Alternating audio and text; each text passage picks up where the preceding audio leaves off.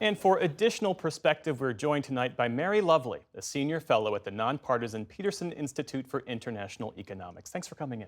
Oh, you're so welcome. So we've got this 30-day pause on tariffs for Canada and Mexico. The 10% tariff on goods from China is still on the table for tomorrow. How much of this is actually about addressing a trade imbalance? And I raise the question because Donald Trump negotiated a new trade deal with Canada and Mexico in his first term. Is there an actual problem that these tariffs aim to solve? Well, the president has identified two problems at the border: migration and the flow of fentanyl. So he has on occasion talked about the trade deficit that we have with our trading partners, but it's hard to know exactly what weight he places on these various factors. So for today's announcement, it looks like it was on the border issues. When he talks about Canada, he so often complains about the trade imbalance, which has existed for decades. Canada sells more goods and services to the U.S. than it buys from us. On that point, does that justify tariffs? No. No, there's no reason that we should have balance bilaterally. So there's no reason, for example, that the grocery store should buy as much from me as I buy from it. So there's no reason why Canada, which is rich in natural resources, shouldn't sell to us, and our companies then use those resources to produce things to sell to the rest of the world. So there's really no reason, no welfare implication of us having a trade deficit with Canada or with any other country for that matter.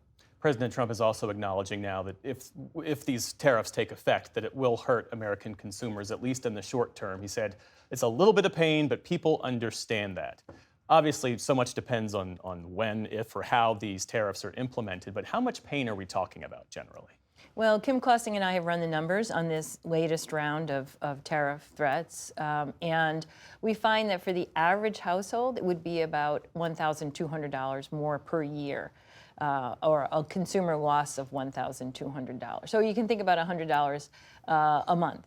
Of course, that number would rise if President Trump then goes ahead with other threats that he has made to raise tariffs, for example, on the European Union. I imagine China sees a lot of upside in all of this. I mean, what's the overall effect of other countries seeing the U.S. as an unreliable or mercurial trade partner?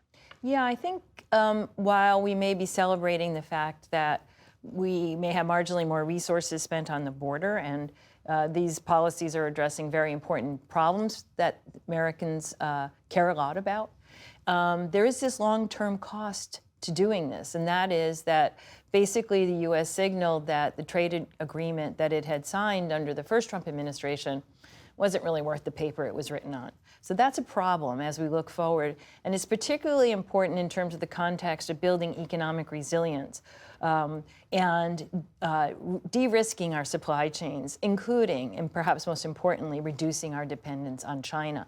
To do that, we have to create pathways for companies who actually do the creation of supply chains, pathways for them to have confidence that if they invest in a particular country, they won't then face new tariffs when trying to come into the U.S.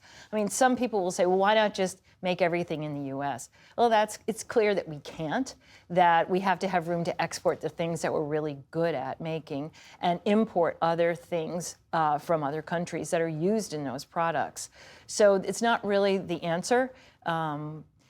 I think that it also is important to recognize that doing so will actually make us poorer, not richer. Many of the things that we import are quite labor intensive, and they would be prohibitively expensive if they were made with workers in the U.S. who were to receive a living wage. How damaging is this atmosphere of confusion and chaos, especially if we get locked in this cycle of tariff threat followed by delay or walk back? I think that even if we're caught in a cycle where it's tariff threat and tariff levy, the damage is profound. Again, companies are making long-term bets on where to place supply chains, where to do production. The rest of the world is not sitting still. It is forming agreements that are working around the U.S. And China is sitting out there, and it's providing funds for infrastructure and other development. And it has really changed its tune in response. And as welcoming countries to sell into its market. And we have seen over the last 10 years some of our key allies and friends actually increasing their integration with China. So I think that this really strikes a blow at our long-term plans to really increase the diversity of where we sell and where we buy and to enhance economic resilience here in the U.S. Mary Lovely, thank you for sharing your expertise with us. We appreciate it. You're welcome.